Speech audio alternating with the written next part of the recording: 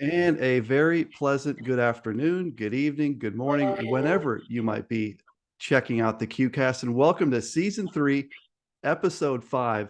And there are great episodes, and there's even greater episodes. And I think this is in the latter category right here, folks. This is one that's got a lot of substance to it. I have the chair of the Men's Basketball National Committee, Sara Quatrocky, with me. Sara is the athletic director at Maryville College of Tennessee. And we have a lot to talk about, Sara. But first of all, congratulations on being named the chair of the Men's Basketball Committee. What an honor. Got to be pretty cool and exciting for you. Yeah, I'm super excited. I've been on a lot of committees in my years of service in the NCAA, and this has been arguably probably the best one I've ever been on. Mostly in part, we've had really good leadership at the NCAA that I've worked with. More for those of you who know him, there's not a better liaison that I've worked with.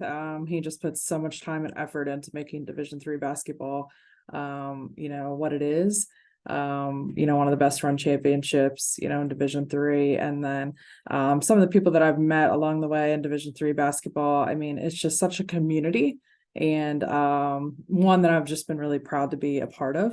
And so I've really grown professionally through this as well. I've met some great people, great friends, and people I'll know probably the rest of my life, that we'll keep in contact with. So it's really been a pleasure, and I'm really just ecstatic to represent Division III basketball this year. Today being November 1st, really exciting. Absolutely. So all the buzz around Division III, and people like yourself just put so much energy into Division III basketball, and it's just so exciting. And so to be able to chair this committee, and we have a great group of individuals doing that this year. And coming off, we had just such a great championship last year. It was the final 4 teams that were in Fort Wayne, just with the energy and that stadium, and that arena, and the fans. We just can't wait to go back. Not only, Sara, are you the first ever female chair of the Men's Basketball Committee, we believe you're the first female member even of the national committee, period. Yeah, that's hard to believe. Yeah, hard to believe, but wow. I mean, breaking new ground. That's I'm sure you're not like making a huge deal out of that, but that's kind of a huge deal, right? I mean, what's your take on that? Well, yeah, and people, I've had some people ask, like, why did you want to do that, and or why did you want to be the first one? And it's not that I wanted to prove a point or do anything. I just, I really like serving. I really like being a part of committees. And when I saw the opportunity just to be on the men's basketball committee, in general, years ago, I think it's been 5 years ago now. It's just, men's basketball was a sport I hadn't been on before. And so, I wanted to be a part of it. It's a sport I thoroughly enjoy. It's, one I thought I'd be really good at. And I, took an opportunity to be on it, and, here I am. So I never imagined that there had never been a woman Pretty on the incredible. committee before. So it's not like I knew that information going in. So I think, it's just kind of wild that, here I am. So It's funny when some of us refer to like the old days and the way things used to work before all this structure, we refer to like the good old boys in the smoky old room. Well, not only is there not like a smoky room anymore, but now we have a woman leading the charge. And so yeah. times, folks, times are changing, and this is a good thing. And I can tell you just from some of our behind the scenes prep, Sara is probably way more organized than any of the dudes that she is succeeding here. Probably more organized than my friend Mike Schauer. Oh, But Mike, let's before we get into this, Mike served his 2 years, and it may have actually been 3 when you consider the lost year. I can't remember, but boy, Mike did a fantastic job, yeah. as evidenced by the way Yeah. last year start to finish went. What was it like working with Mike on the committee last year? Yeah, Mike's been such a great friend to me. I've learned a lot from Mike. He there's been moments that we've been on the committee together where he and we just think exactly alike, or he and I think exactly different. But we have the same, end goal, right? And that's to work with the integrity of this committee. And so I've enjoyed, if there's a single person I've enjoyed working with the most, it's been Mike. And so I wish we could have worked together our whole time on the committee, but obviously I wouldn't have had the opportunity to be the chair, right, if he was still here, because I would have wanted him to continue to be the chair. But serving as his vice chair last year, I got to be kind of thrown in the mix as kind of pseudo chair, considering his team was pretty good last year, right? They were pretty good. Everybody knows if you're on the committee and your team is in the mix, right? You kind of have to step away. And so Mike had to do a lot of stepping away and not be in the room for a lot of things, or on the call, or be a part of the bracketing.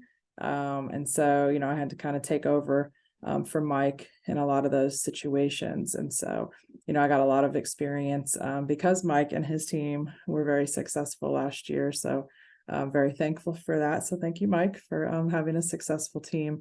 So I feel even more prepared this year to kind of step into this role. Let me ask you, just transitionally, Yeah. kind of moving from Mike to you. I think the thing that more than anything that I associate with Mike's tenure as the national chair, he went out of his way to be transparent and to communicate. He reached out to me about doing this podcast. He was on Hoopsville numerous times and in other places. Yeah. Anyone who would have Mike with them, he said, yeah, I'm in. Yeah. Will that be your style too, Sarah? Like, did you find value in that kind of transparency, and will you bring that to the role? Yeah.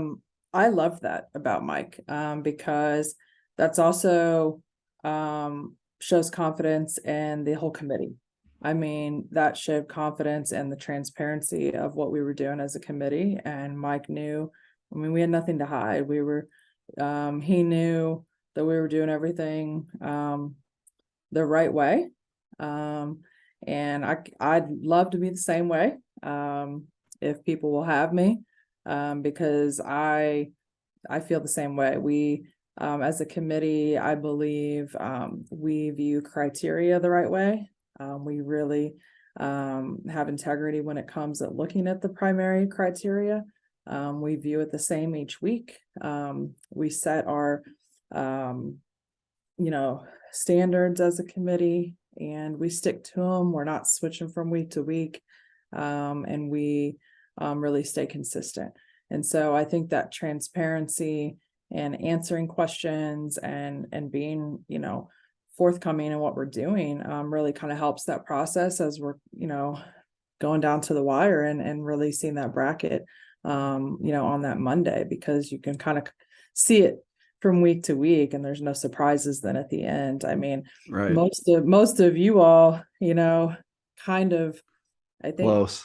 I got 19 again. Yeah, I was gonna say my dream. I mean, my dream in life. My only goal is to get all 20. And Mike said that he was driving in his car. Maybe it was like from Indianapolis back to Wheaton, and he's listening to Hoopsville, and we've got the first 19 right.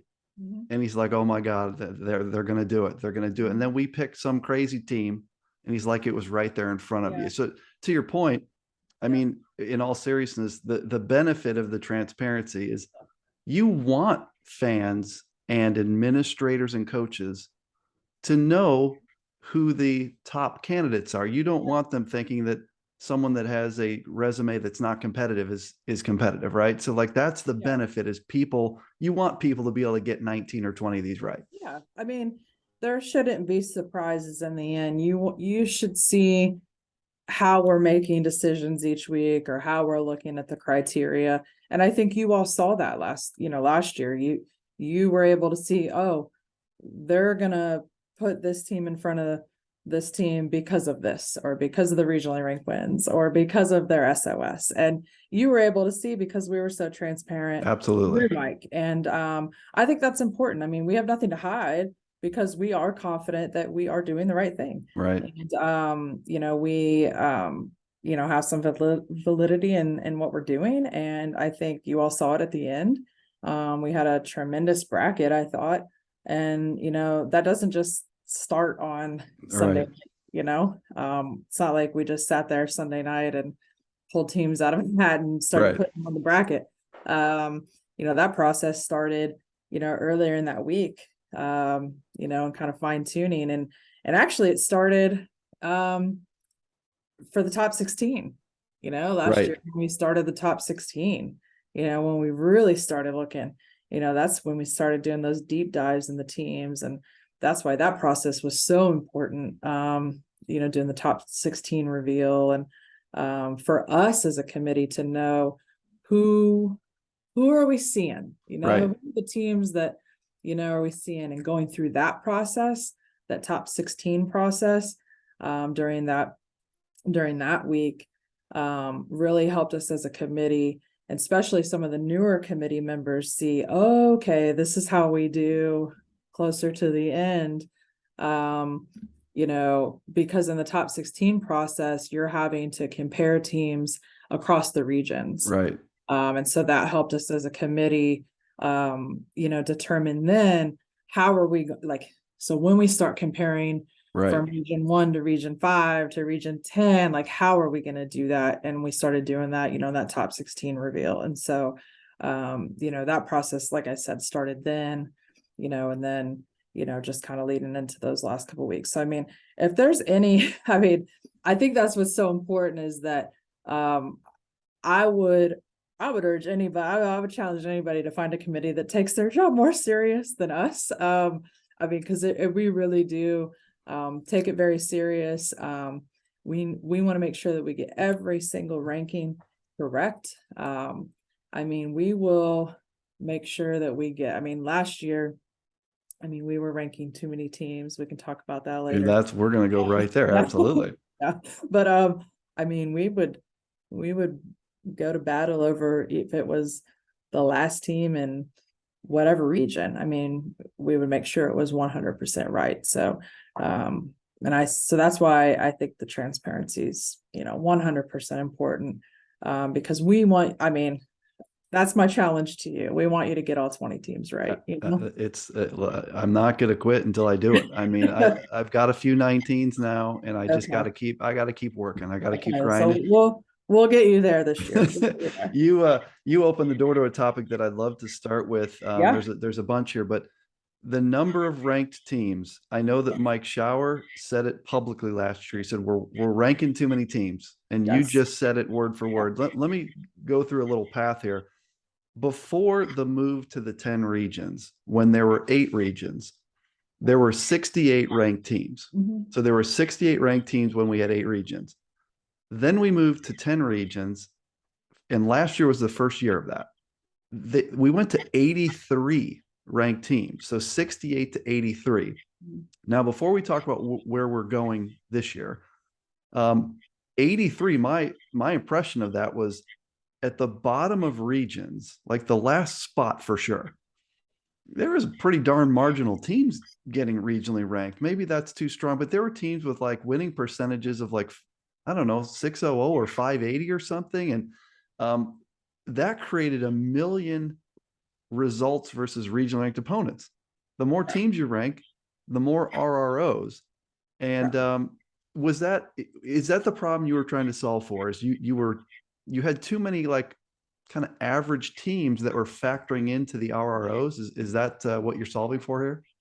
Yeah, correct. And it just, overall it saturated the data.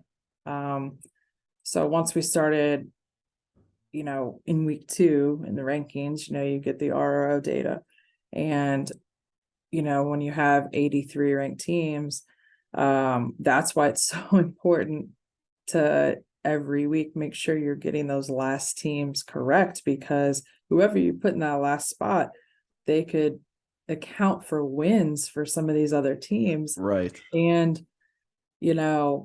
but then if they, then each week you're like, well, you're looking at it, then it's like if you're ranking between 3 and 4 match up, you're like, oh, well, that team might drop out or this, and they've got 4 wins against the Right. 7, so it was just like, I mean, that's where we were spending so much time because we were ranking too many teams, because the data was so saturated there at the bottom, because teams were picking up so many wins against Right. the bottom half of these regions. And those teams were constantly going in and out of the bottom of the regional Right. rankings. And so it was just so hard. And that's where we were spending, like, I'd say 75% of our time on Wow. national calls was on the bottom of the region because it was so important. Right.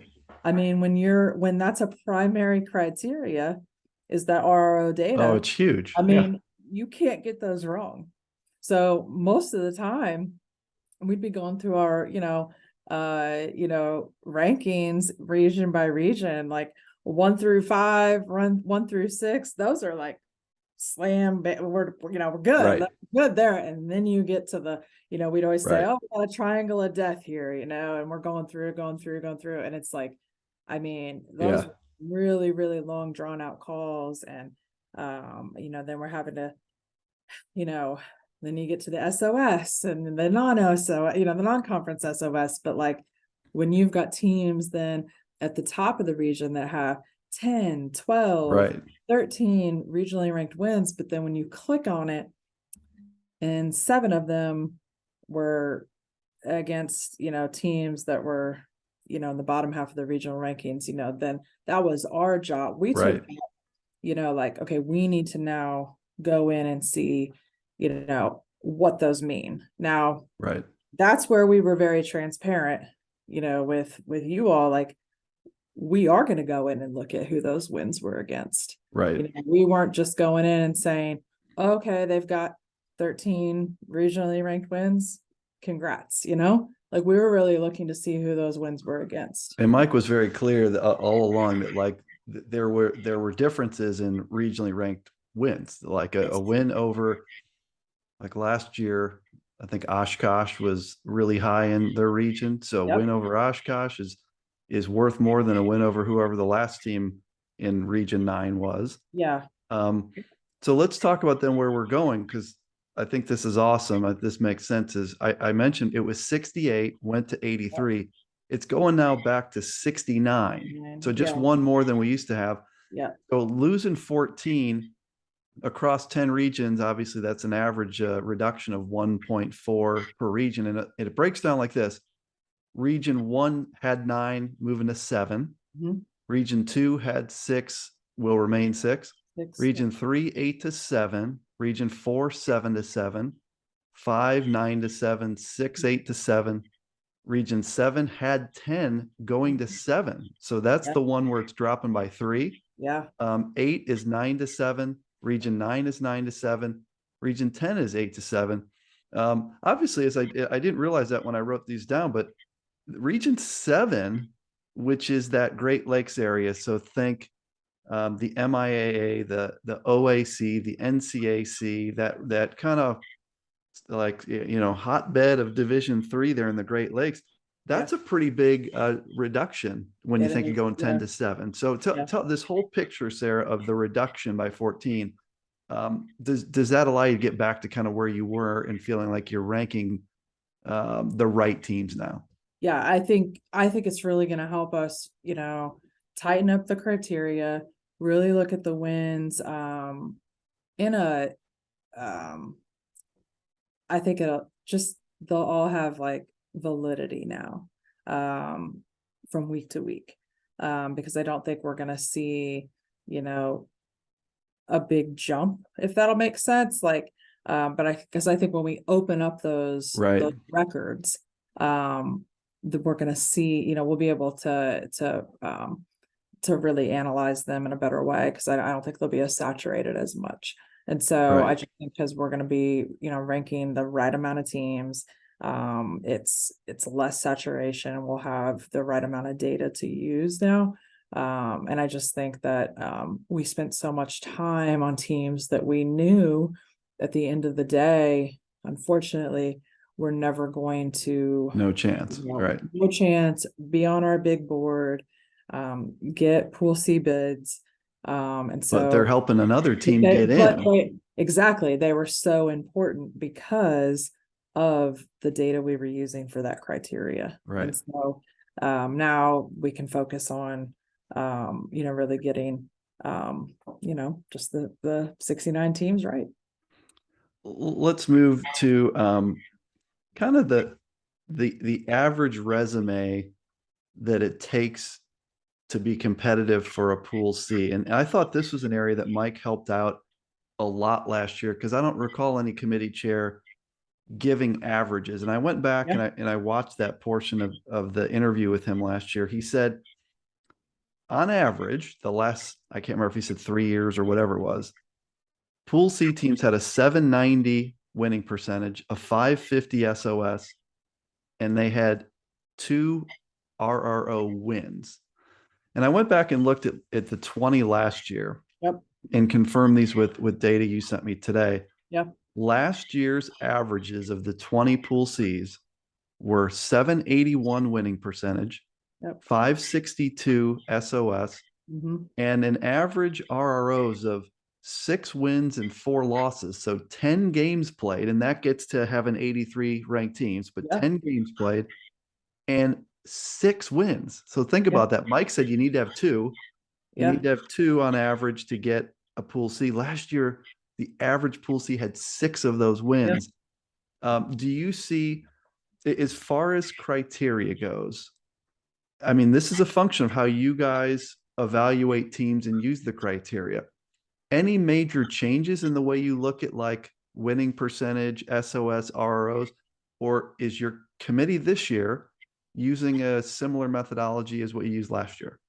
Yeah, I think it's going to be similar, but I think that data shows that that coaches have heard and listened, and they're trying to get out and play better schedules.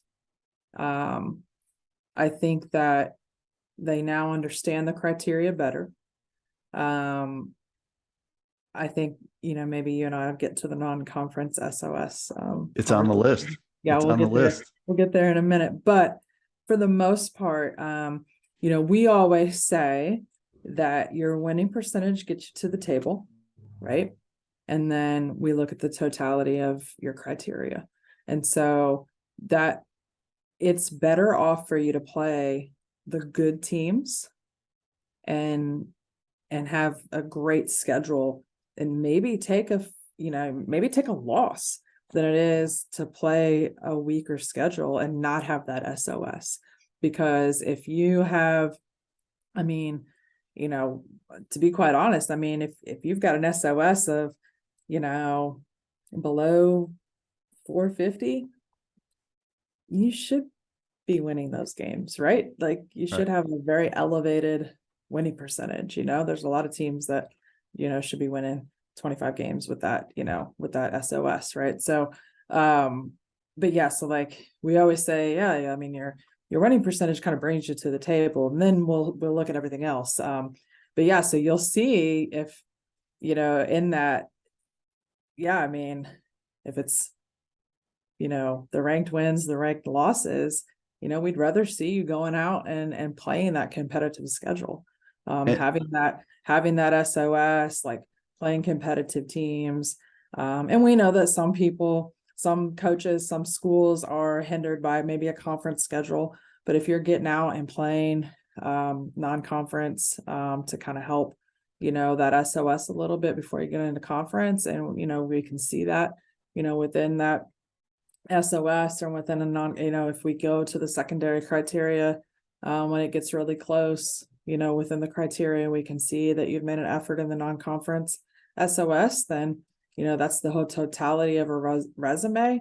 That's really what we're looking for. And I think we've been pretty consistent with that over the years. And I think what you're seeing in those stats is that coaches are finally hearing and understanding and listening to the criteria.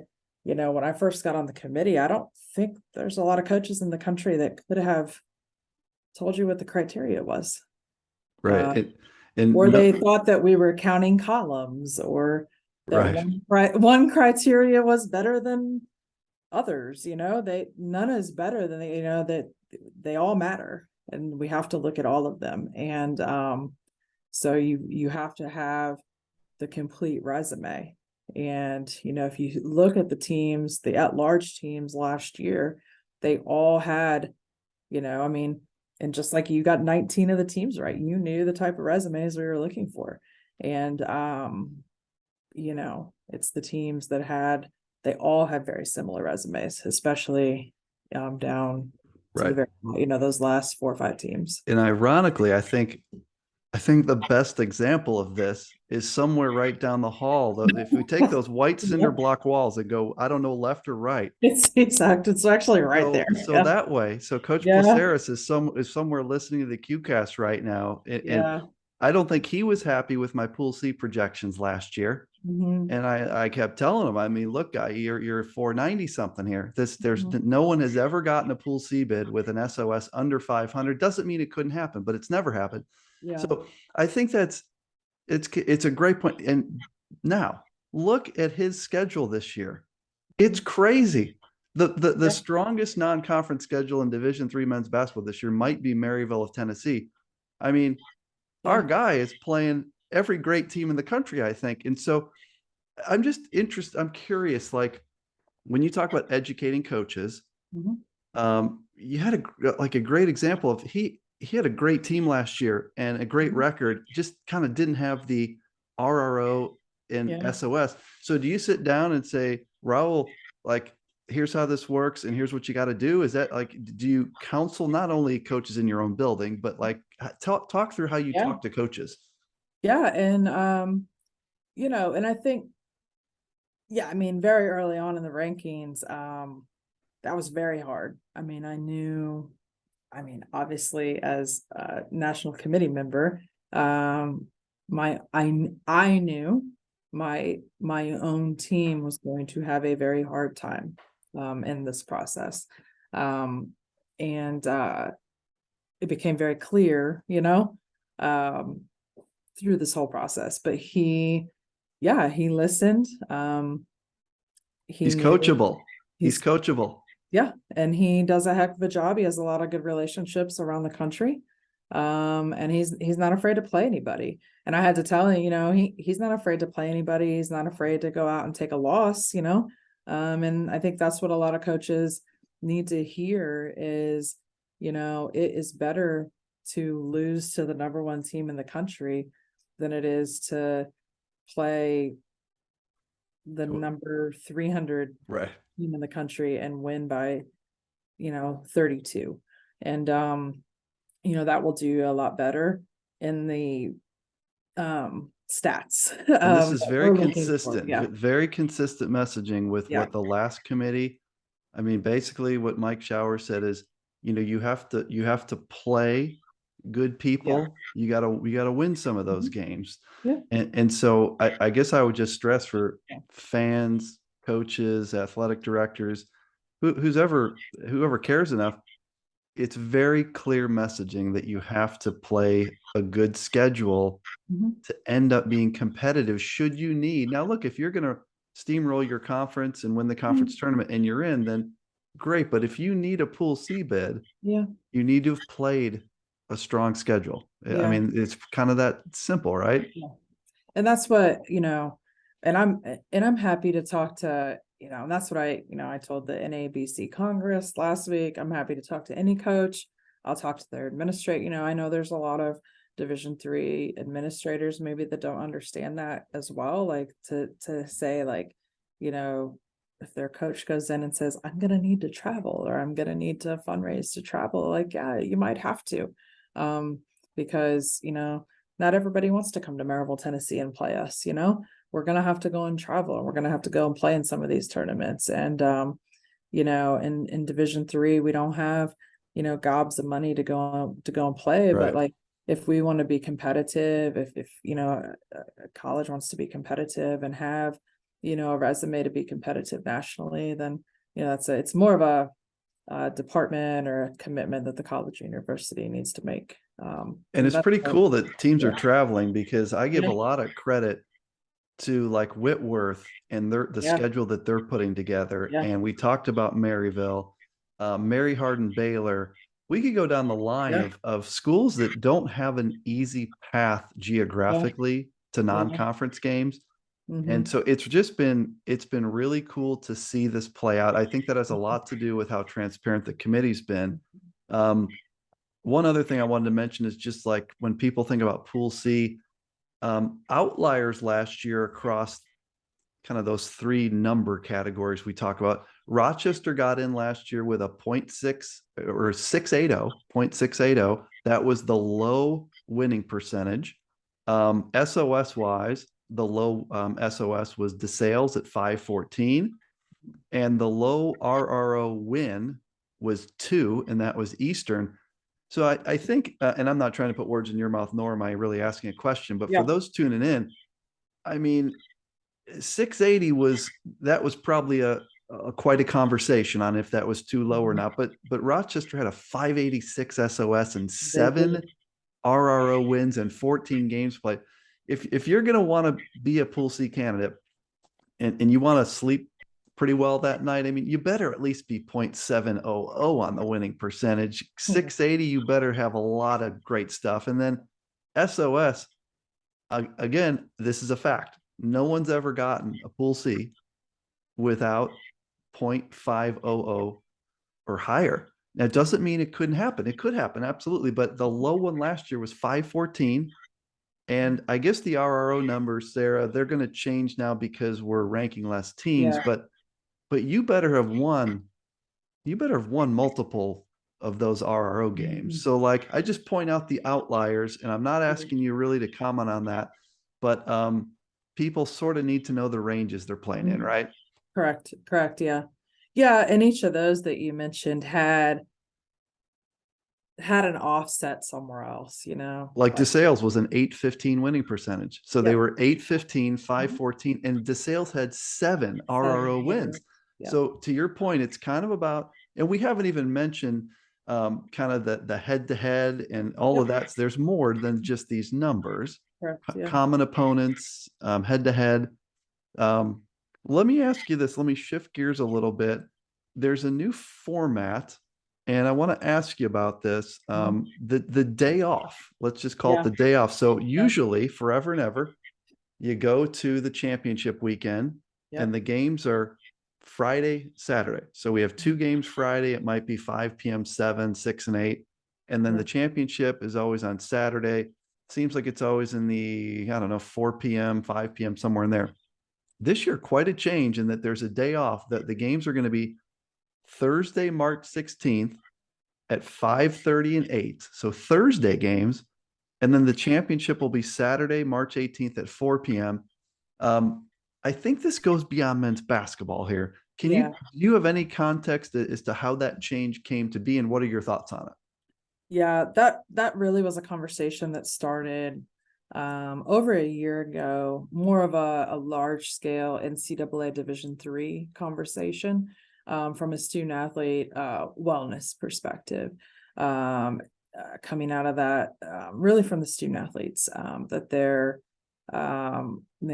they make it all the way to this championship weekend, and then from their point of view, they get there and they're just like rushed to play this Right. championship game, and there's no like rest time in between, and it's really for these team championship sports where they're exerting all this energy and time, and then there's really no rest time in between. And if you look at our sport, we have these night games. By the time they do, the media, they get back to the hotel, they eat, they're in bed, then they have to get up the Time for a next day. walkthrough. Yeah, get up, shoot around, walk through, and then they're playing the next game, and there's really no downtime for rest time. And so it was really a budgetary thing. I mean, I think the NCAA and all of us would have liked to put it into motion right away, but as everything is really a budgetary issue. And until that the new legislation with the NCAA and the new constitution went through, and that was part of it.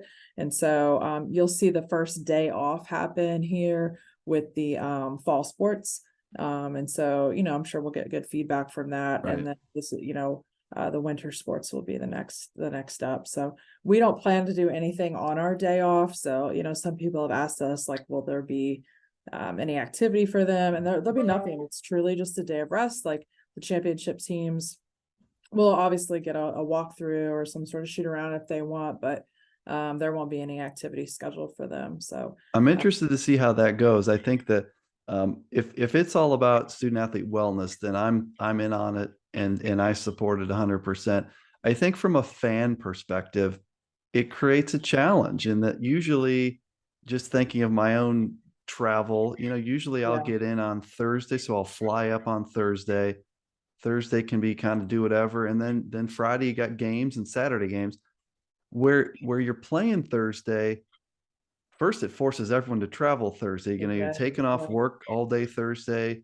It impacts flights. yeah. Like maybe you have to fly in Wednesday night. Now you can't travel Friday like a lot of people would if they were driving, let's say from Chicago or Ohio. So, and then the day off, like you said, you're in Fort Wayne, Indiana. I don't know if we go bowling or I just get the Snyders and we go have burgers. I'm not sure what I have to do Yeah. Friday, but would you agree there is a fan perspective, day off work, downtime, it does create a tough logistical weekend if you're just coming in to watch games. Yeah.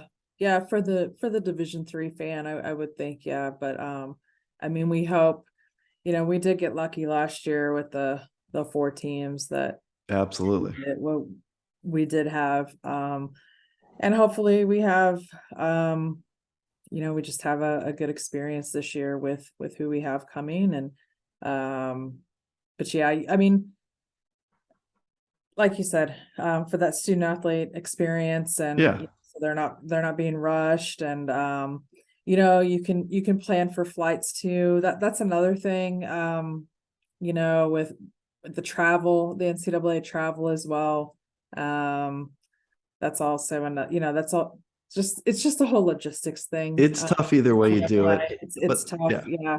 So, but yeah, I mean, like I said, we'll see how this goes. I'm sure we'll get feedback from the fall sports on how their day off goes, and if there's anything we can do to, if they have any positive or negative feedback, if there's right. anything we can do to you know uh impact ours, better or worse than they have from theirs. But we're gonna roll with it. And Fort Wayne is awesome.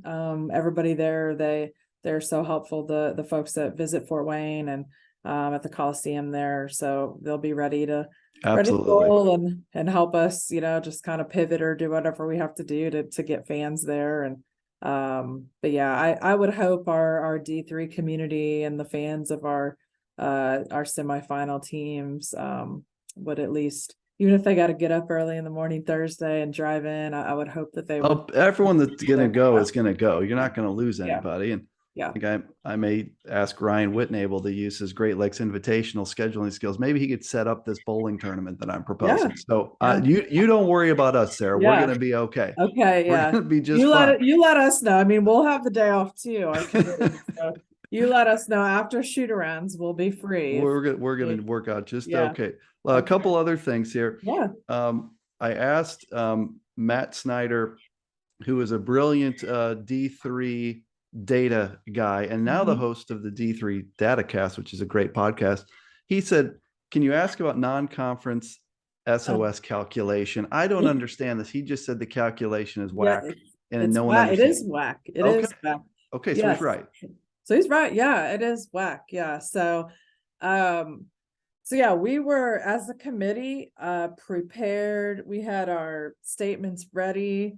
I was ready. I was ready to go to I did debate in high school, so I was ready. I was going to be at a debate tournament. I went to the championships committee in September.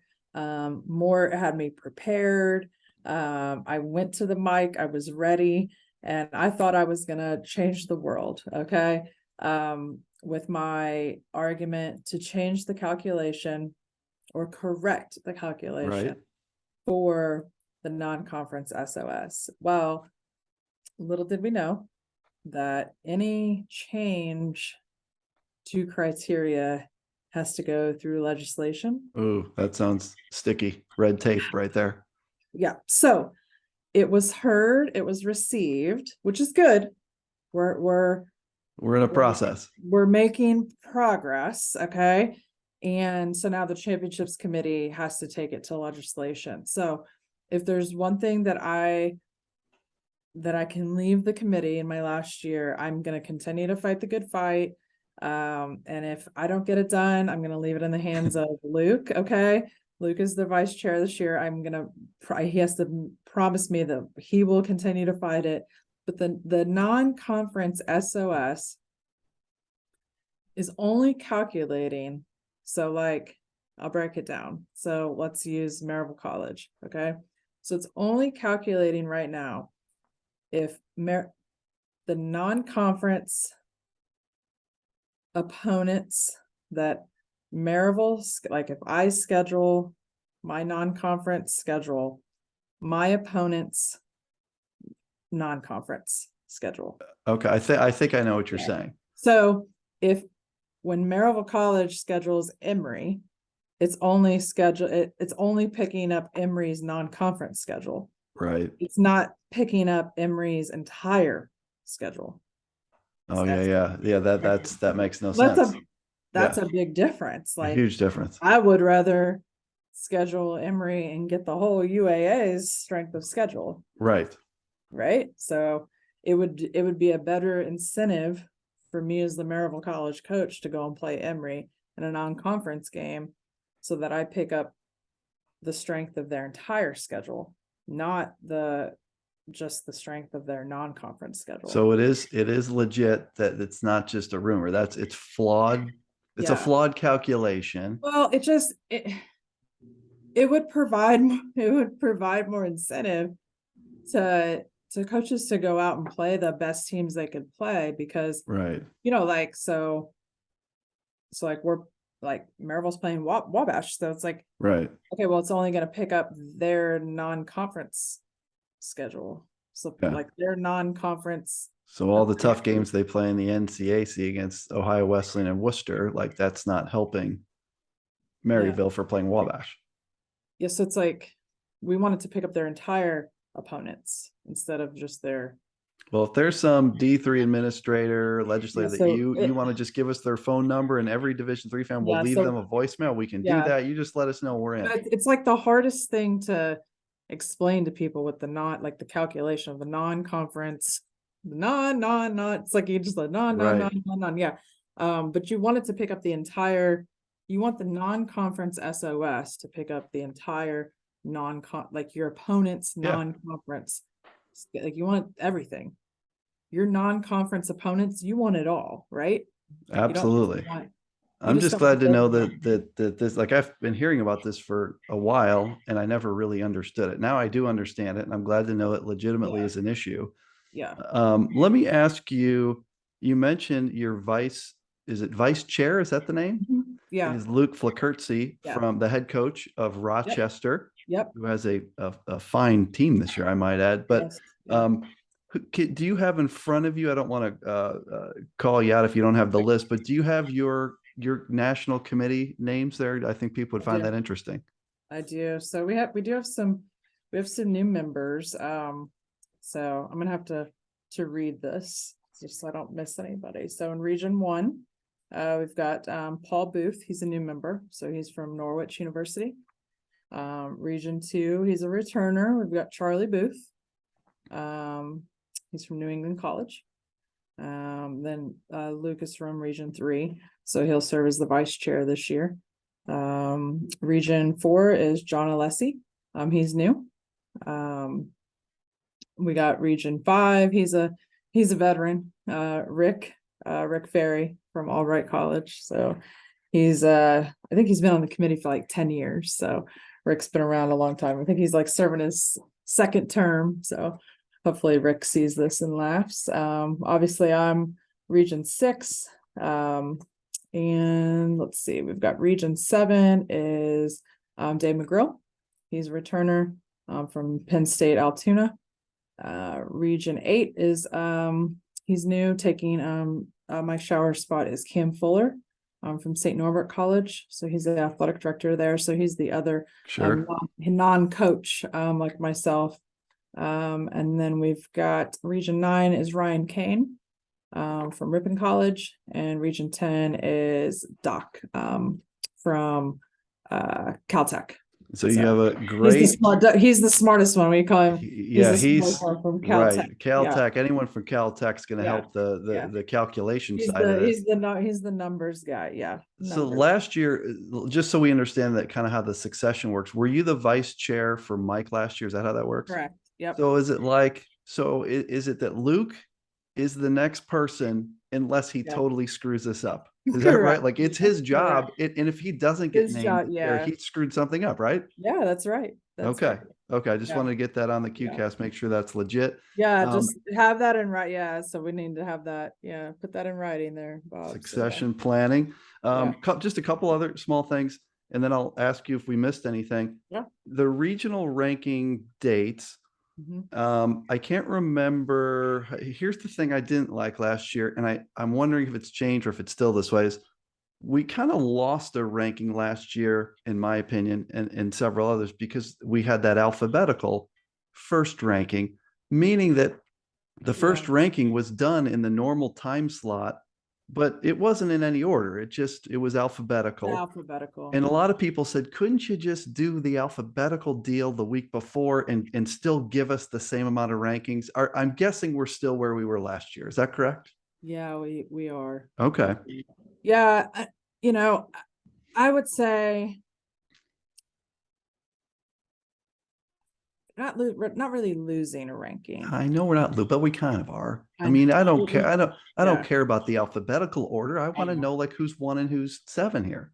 But we're also, by doing it alphabetical without all the RRO data, we're not compromising anyone's spot in the ranking, if that makes sense. It does. And I totally agree with doing it. I Yeah. legitimately, you have to do we have to do something it first. way. Yeah. And so we as a committee the week before do a practice ranking. There's not enough data to do, we have to do a practice ranking before we do a posted ranking. So if we add another week prior to that, there's just not enough data, there's not enough information. And so for us to do a practice just wouldn't be a good practice. We talked about it.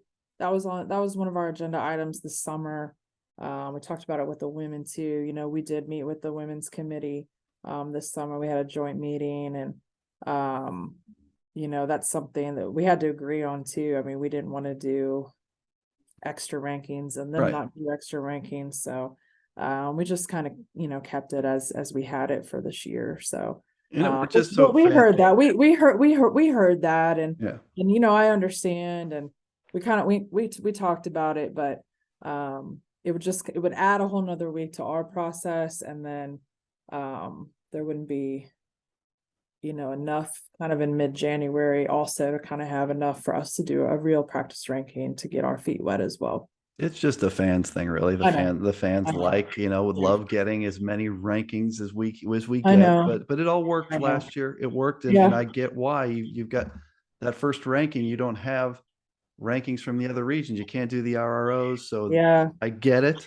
Yeah. Let me ask you that you mentioned earlier the top 16 reveal, which I think was incredibly cool. So basically, you came out with like an actual, like one of those shows, like we were watching the selection show with that guy that hosts it. Don't know who he is. I like that guy. We had the fancy music, the graphics, and like you said, okay, the number 16 team, and you actually, and the cool thing about it, to your point, we see the regional rankings. So I might know that the top of region 8 is Illinois Wesleyan, and the top of region 9 is Wisconsin Oshkosh. But what I get to find out in the top 16 reveal is at that moment, and that's not the final point, but at that moment, like how you fit the regions, how you intertwine them. So are you going to do that again? We are. And that was like I mentioned before, that was such a huge help to us, because it really started us thinking of how we were going to start comparing from region to region. And it really, on all my other years on the committee, I never felt more prepared for the final weekend more than I did this year. Sure. And I truly believe it was because of the final, the top 16. You had to Because kind of get that ready. yeah, we had already started that process. We already had those teams. I already knew so much more about those teams because Sure. when you're in this, you're so focused on your region until you start knowing about more of the teams, but Right. then when you have to do the final 16 or the top 16, you're really looking across and you're seeing, oh wow, okay, here's the top 3 and how they would compare to the top 3 of these and you're really having to look. And so I just thought it was such a helpful exercise, especially we had a lot of new members last year, Right. and we didn't have a tournament the year before, so even then Yeah. it's almost like we had 2 years of new members because we didn't have selections the year before. And so it was such a helpful exercise. And like you said, I think it had a lot of buzz. It was very cool from a fan's perspective, getting to see that. And, those of us that are trying to guess bracketing and things, we're doing that ourselves. But for you guys to come out and say, okay, here's where WashU is and here's where Oshkosh is. Like, that's a kind of a really cool thing that you don't have to do it, but the fact you did, it was another kind of thing around communication and transparency. And that also, in my nerdy head, I started making my bracket from that. Sure. So, and then I had something to start working on, because we actually go, I go to Indianapolis for that final weekend. Right. So we have a room, and Mort sets it up like, it's pretty big time, and TVs, we're watching all the games. And I mean, as soon as all the AQs are coming in and, and I'm, we've got the big board, and that's cool. And I'm trying to figure out like, our quadrants, and because we've already done the top 16, we've got the big board. Right. So as teams are coming in,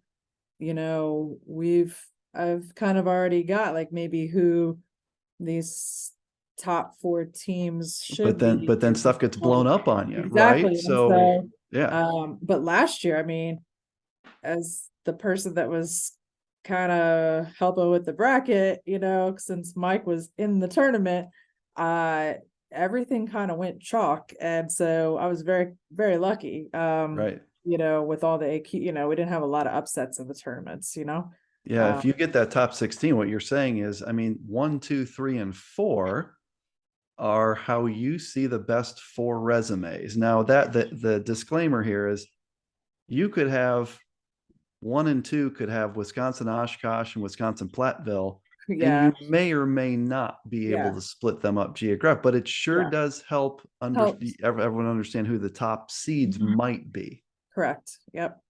So it's been very helpful. Like, and we'll continue to do that. And but yeah, well, kudos, because that was really fun to have, and glad it's continuing. I've asked you a million questions, and but before we wrap this up, I just want to check: is there any topics? And we'll do this. We'll do this as we get into real games and things. So we'll have a part 2 of this if you're cool with that. But is there anything for now that we didn't get to? Anything else that I didn't ask that I should have? I don't think so. Like I said, we'll roll it out as transparent as we can. I hope everybody knows that. Because like I said, I don't think you'll meet a committee that's more confident in the way we do things. And, that's from the leadership that we've had throughout the years. And, I think we're just really excited. I know we've got really great Division III basketball on the horizon starting here, just in a couple days, really, right? We've got teams. Things are soon. We are soon.